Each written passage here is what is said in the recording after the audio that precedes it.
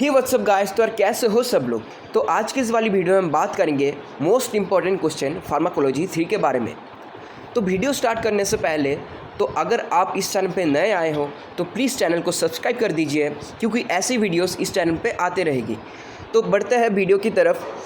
तो ये मकआउट यूनिवर्सिटी का क्वेश्चन पेपर है फार्माकोलॉजी 3 का। तो चलिए पहले स्टार्ट करते हैं ग्रुप ए से। तो पहला क्वेश्चन क्या है, what are the antacid, give example.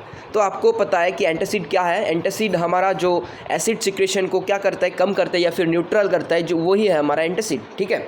और एग्जाम्पल के अगर बात करें तो बहुत सारे एग्जाम्पल हैं, जैसे कि आप अगर कह सकते हो कि एल्युमिनियम हाइड्रोक्साइड या फिर मैग्नीशियम हाइड्रोक्साइड, जिसको हम मिल्क ऑफ मैग्नीशिया, तो इसका ये एग्जाम्पल हो गया। फिर चलते हैं नेक्स्ट क्वेश्चन की तरफ। Cotrimoxazole is a mixture of dash and dash. तो ये मोस्ट इंपॉर्टेंट क्वेश्चन है, जीपैट में आया था एक बार। तो इसका आंसर होगा ट्राइमिथोप्रिम एम सल्फोमिथोक्साजोल। इसका अगर रेशियो अगर पूछा जाए, रेशियो भी पूछ लेता है कई बार, तो रेशियो आप बता देना, सल्फोमिथोक्साजोल का 5 और ट्राइमिथोप्रिम का 1, मतलब 5:1, ठीक है। Next question, mention the types of leprosy.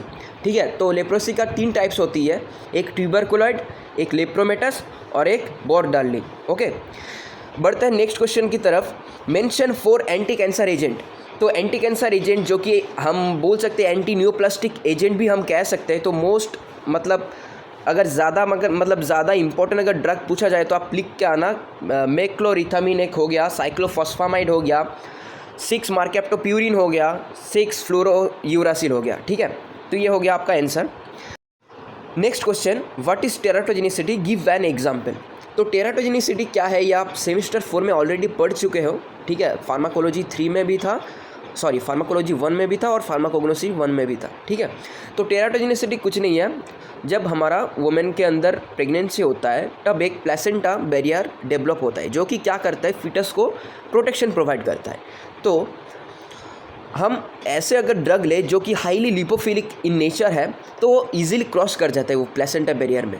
तो अगर वो दवाई अगर प्लेसेंटा बैरियर को क्रॉस कर देता है, तब वो फीटस को डेवलपमेंट को वो रोक देता है, ठीक है, या फिर एबनॉर्मल ग्रोथ को प्रमोट करता है, ठीक है। तो यही है टेराटोजेनिसिटी। तो जैसे कि आपको पता ही है कि प्रेगनेंसी में बहुत सारी दवाई को नहीं लिया जाता है, ठीक है। तो इसका अगर एग्जाम्पल अगर पूछा जाए तो आप लिख के आना, phenytoin. Okay, next question, differentiate between bronchial asthma and COPD. तो ये थोड़ा सा ब्रोंकियल अस्थमा और सीओपीडी का अगर पूछा जाए तो ब्रोंकियल अस्थमा क्या होता है, एक एक्यूट इन्फ्लामेशन का स्टेट होता है, ठीक है। और सीओपीडी क्या है, ये ग्रुप ऑफ लंग डिजीज़ होता है, ठीक है। सीओपीडी में क्या होता है, एम्फाइसीमा होता है और क्रॉनिक ब्रोंकाइटिस होता है। और ब्रोंकियल अस्थमा में क्या होता है, उसमें बस इन्फ्लामेशन होता है ब्रोंकस में, या फिर नैरो हो जाता है, स्वेले हो जाता है ब्रोंकस। तो बस यही हो गया आपका डिफरेंशिएट। बढ़ते हैं नेक्स्ट क्वेश्चन की तरफ। What are the macrolides, give an example. तो मैक्रोलाइट्स को अगर आप डिवाइड करें 2 वर्ड से, macro means the big molecule और लाइट्स मीन्स द लैक्टोन, मतलब macrocyclic lactone ring containing antibiotics is called is macrolides. Okay, तो मैक्रोलाइट्स का अगर एग्जाम्पल पूछा जाए तो लिख के आना, एजिथ्रोमाइसिन, ठीक है, बहुत ही कॉमन दवाई है। फिर आता है outline the mechanism of metronidazole. तो ये थोड़ा सा बड़ा क्वेश्चन है, तो मैं पहले ही बोल देता हूँ कि क्या है इसका मैकेनिज्म। तो मेट्रोनिडाजोल एक प्रो ड्रग है। ये क्या करता है, ये नाइट्रो रिडक्टेज एंजाइम जो कि प्रोटोजोआ के द्वारा सीक्रेट होता है, वो क्या करता है, मेट्रोनिडाजोल को एक्टिव मेटाबोलाइट में कन्वर्ट कर देता है। और ये एक्टिव मेटाबोलाइट क्या करता है, डायरेक्टली जाके आपको जो पैरासाइट का डीएनए है उसमें जाके बाइंड कर देता है, जिसकी वजह से डीएनए का सिंथेसिस नहीं हो पाता है। तो यही हो गया आपका mechanism of action of metronidazole. Okay, फिर आता है mention the first line of drug therapy for syphilis. तो इसका आंसर होगा पेनिसिलिन। ओके, आप डॉक्सीसाइक्लिन भी लिख सकते हो, लेकिन फर्स्ट लाइन पूछा है इसलिए पेनिसिलिन होगा इसका answer. Next question, define ED50। ED50 is defined as a effective dose of 50% of total population। फिर नेक्स्ट क्वेश्चन है, what are osmotic purgative, give 2 example. तो आप इसको सिंपली डिफाइन कर सकते हैं, these are those drug which are use in the treatment of constipation. तो आपको पता ही है लैक्सेटिव और पर्गेटिव 2 दवाई यूज़ होती है कॉन्स्टिपेशन में, जो कि लैक्सेटिव माइल्ड दवाई है और पर्गेटिव ज़्यादा स्ट्रॉन्ग दवाई है as compare to laxative. Okay, तो इसका अगर एग्जाम्पल ऑस्मोटिक पर्गेटिव का एग्जाम्पल अगर पूछा जाए तो इसका हो गया आंसर पॉलीथिलीन ग्लाइकल, या फिर मैग्नीशियम सल्फेट, या फिर सोडियम सल्फेट। ओके, फिर नेक्स्ट क्वेश्चन है, right the mechanism of action of penicillin G.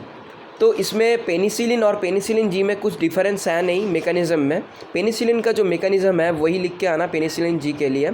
तो क्या करता है पेनिसिलिन, वो जाता है जो कि हमारा ट्रांसपेप्टाइडेज एंजाइम जो कि हमारा पेनिसिलिन बाइंडिंग प्रोटीन में प्रेजेंट होता है उसको वो इनहिबिट कर देता है, जिसके वजह से नाग और नाम में क्रॉस लिंकिंग नहीं होता है, जिसकी वजह से सेल वॉल का फॉर्मेशन ठीक से नहीं होता है, इसलिए सेल का क्या हो जाता है, डिग्रेड या फिर डेथ हो जाता है। ठीक है, फिर चलते हैं ग्रुप बी की तरफ। नंबर 2 में क्वेश्चन है what is bronchial asthma, classify the drug used in its treatment. Next question, right source, mechanism of action, adverse effect and therapeutic uses of tetracycline. Next question, explain the terms carcinogenicity and mutagenicity with example. Next, write briefly on monoclonal antibodies with example.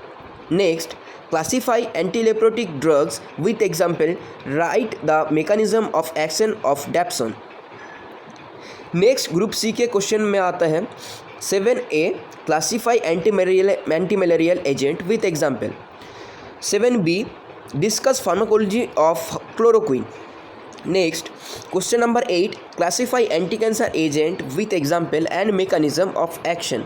तो इस question के लिए पूछा गया है mechanism of action. तो anti cancer में तो बहुत सारी दवाएं, आप किसको मेकानिज्म क्या लिखेंगे तो थोड़ा सा दिमाग लगाना पड़ेगा इसमें। जैसे कि नाइट्रोजन मस्टर्ड जो भी दवाई होते हैं उसका मेकानिज्म आपको लिख के आना है। ठीक है, फिर फोलेट एंटागोनिस्ट को लिख के आना है, भिंक एल्कलॉइड के बारे में लिख के आना है, और फिर आपका हो गया प्यूरिन एंड pyrimidine एंटागोनिस्ट के बारे में लिख के आना है। मेकानिज्म आप लिख के आना है तो आपका हो जाएगा आंसर। ठीक है, फिर बढ़ते हैं नेक्स्ट क्वेश्चन की तरफ। Explain the structure and chronic toxicity studies along with their purpose and application. Next 10A, what are sulphonamides, classify them with example. 10B, write the mechanism of action and uses of cotrimoxazole. ठीक है, most important question है ये। फिर next question and last question, classify antitussive with example and write their general mode of action and uses. Okay, तो ये हो गया आपका सब इम्पोर्टेंट क्वेश्चन जो कि मकाउट यूनिवर्सिटी से आया था ये क्वेश्चन। ठीक है, तो अगर आपको ये ग्रुप बी और ग्रुप सी का अगर आंसर चाहिए तो टेलीग्राम ग्रुप में ज्वाइन कर लीजिए, उधर मैं इस सब के नोट्स मैं प्रोवाइड कर दूंगा। ठीक है, तो तब तक के लिए बाय बाय।